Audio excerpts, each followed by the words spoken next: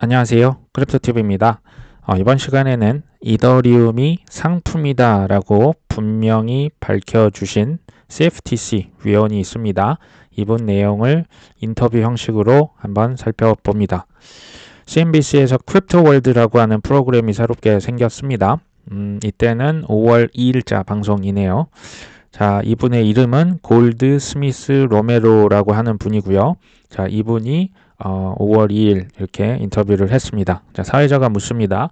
당신은 이틀 전 영국에서 크립토 규제, 또 개인의 자유냐, 규제냐에 대해서 얘기를 했었다. 크립토 규제에 대해서 좀 더 얘기를 해달라. 자, 이 위원이 얘기하죠. 지금 크립토 세계에서는 돈 세탁, 사이버 해킹, 테러 자금, 다크넷 등 지금 불법이 판을 치고 있다. 이런 불법 활동에 가담하면 안 된다. 반면 좋은 크립토 기업들도 분명히 존재를 하죠. 자, 근데 여기에서 개인의 자유를 더 중시할 것이냐, 강하고 투명한 규제를 적용할 것이냐, 항상 여기에서 갈등이 생긴다고 하네요. 자, 실은 프라이버시를 지키면서도 합법적인 경제 활동이 얼마든지 가능하다라고 얘기를 합니다. 자, 돈을 보내는 사람, 받는 사람을 정확히 파악을 하는 것. 자, 돈 세탁 테러 방지법 모두 지키면서도 자유롭게 거래하면 된다. 이 말 자체는 맞죠. 이 말 자체는 맞는데요. 자, 우리가 코땡땡 생각해 보시면 개인의 프라이버시를 좀 너무나 침해하는 경향이 저는 이 부분에서도 얼마든지 악용될 수 있다고 생각을 합니다. 자, 이것을 가능케 하려면 당신의 신분을 증빙을 해야 한다. 이것을 디지털 ID, 디지털 신분증이라고 하죠. 이 자체는 저희들에게 엄청난 편의성을 제공할 겁니다. 하지만 이것이 또 하나의 저는 족쇄가 될 수 있다는 생각을 합니다. 저희 프라이버시보다는 이제 국가의 공권력이 좀 남용될 수 있는 여지, 여기에서도 충분히 가능합니다. 자, 어찌됐건, 자, 믹서 앤 블렌더. 이건 이제 돈을 누가 얼마를 보냈고 누구한테 보내는지 정보를 이렇게 섞어버리는 거죠. 그런 것들을 멀리 해야 한다. 그렇게 해야 크립토 산업은 오명에서 이렇게 벗어나서 합법성, 신뢰를 얻을 수 있을 것이다. 라고 얘기를 하네요. 자, 사회자가 묻습니다. 지난 여름에 그 오펙이라고 하는 재무부의 어떤 부서가 있습니다. 미국 내 어떤 부서에서 토네이도 캐시를 거래 금지시켰다. 자, 토네이도 캐시가 아까 말씀드린 돈을 막 섞어버리는 그런 어떤 프로그램입니다. 자, 근데 어떤 개인도 아니고 이거 지금 프로그램을 작동 금지시킨 건 좀 심한 거 아니냐. 자, 위원이 단호하게 얘기하죠. 아니다. 이런 블렌더는 모조리 다 문을 닫아야 한다. 자, 결국 이게 테러리스트를 지원하고 북한의 미사일을 지원하고 러시아 전쟁 등 각종 불법 활동의 자금을 지원하는 데 쓰이는 거다. 그러니까 자, 신분을 철저히 밝히면서 이런 돈을 주고받고 해야 한다라고 얘기를 하죠. 자, 그런데요. 이 오펙의 토네이도 캐시 제재가 미국의 그 시민들의 그 헌법상에 보장된 기본권을 침해했다는 이런 논란은 지금 여전히 논란이 되고 있습니다. 자, 프라이버시냐 강력한 규제냐 계속될 것 같네요. 저는 여기서 질문을 하나 던집니다. 자, 테러를 지원한다. 탈세, 마약, 유괴, 장기 매매, 납치, 돈 세탁. 여기서 가장 많이 쓰이는 게 뭔지 아십니까? 바로 미국의 달러입니다. 크립토는 정말 파편 중에 파편도 되지 않을 정도로 작은 분량인데요. 왜 그럼 달러는 그대로 둘까요? 꼬리표를 계속 코인에다가 붙이는 거 저희 매우 익숙합니다. 자, 사회자가 이렇게 얘기합니다. 미국 내에서 크립토 규제 명확성을 누가 가져가야 되냐? 이게 지금 화두인데 CFTC냐 SEC냐 누가 코인을 관할해야 할까요? 지금 위원이 좀 곤란한 표정을 짓죠. 자, 전통 금융은 원래 규제 기관들이 많다. 은행을 규제하는 기관, 국세청 같은 IRS, 핀센, 금융 범죄를 다룹니다. 재무부도 있고 여러 가지 있지 않냐? 그러니까 지금 코인도 여러 군데에서 이렇게 동시에 관할해도 되지 않겠냐 지금 애매한 발언하는 거죠. 자, 크립토가 증권이냐 상품이냐 뭐냐고 제게 묻는다면 곤란한 표정을 짓습니다. 게리 갠슬러가 저는 떠오르네요. 자, 대부분은 상품에 속한다. 하지만 동시에 그것들은 증권이 될 수도 있다.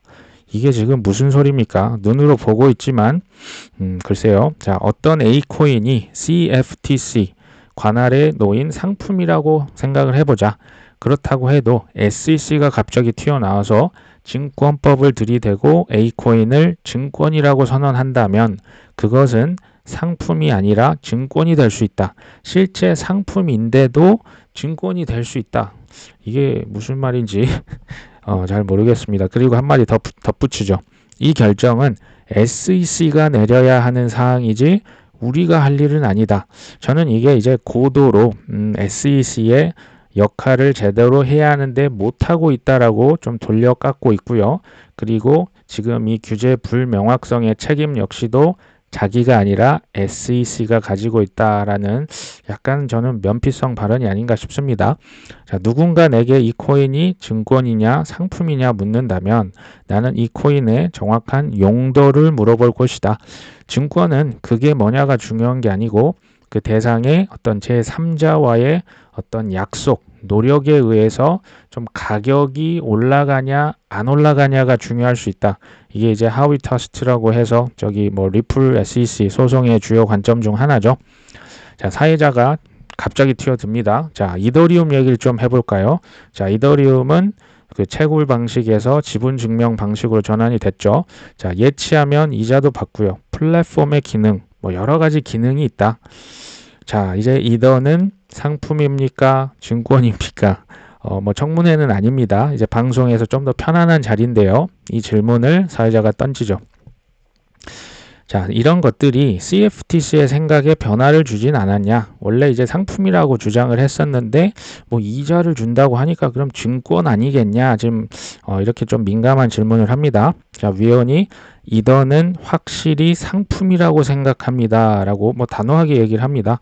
아까 거의 모든 것이 제가 상품이라고 말씀을 드렸죠. 그리고 이더의 선물 상품, 그러니까 퓨처스죠. 선물 상품이 우리가 허가해준 거래소에서 잘 거래가 되고 있다. 그러니까 이더리움은 계속 상품이라고 주장을 하고 있는 거죠. 근데 마지막 발언은 또 뭐냐? 이더리움이 증권이냐 상품인지를 결정하는 것은 우리가 아니고 SEC에 달려 있습니다. 이것도 저는 면피성 발언 같습니다. 자, 어쨌든 이렇게 얘기를 했고요. 자, 이더리움에 머지가 발생했죠. 그 채굴에서 지분 증명으로 이렇게 바뀌었는데 이더리움에 대한 CFTC 생각 뭐 바뀌었는지 아닌지 이제 사람들이 내게 묻더라. 나는 아니요라고 답했다. 이더리움은 여전히 상품이다.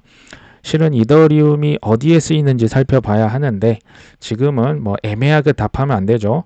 자, SEC는 상황과 문맥을 고려하지 않고 그냥 이더리움을 뭐 증권이라고 애매하게 모호하게 주장을 하고 있죠. 근데 나는 SEC 직원이 아니다. 자, CFTC의 입장은 어찌됐건 이더가 상품이다라고 하면서 이 인터뷰가 끝이 납니다.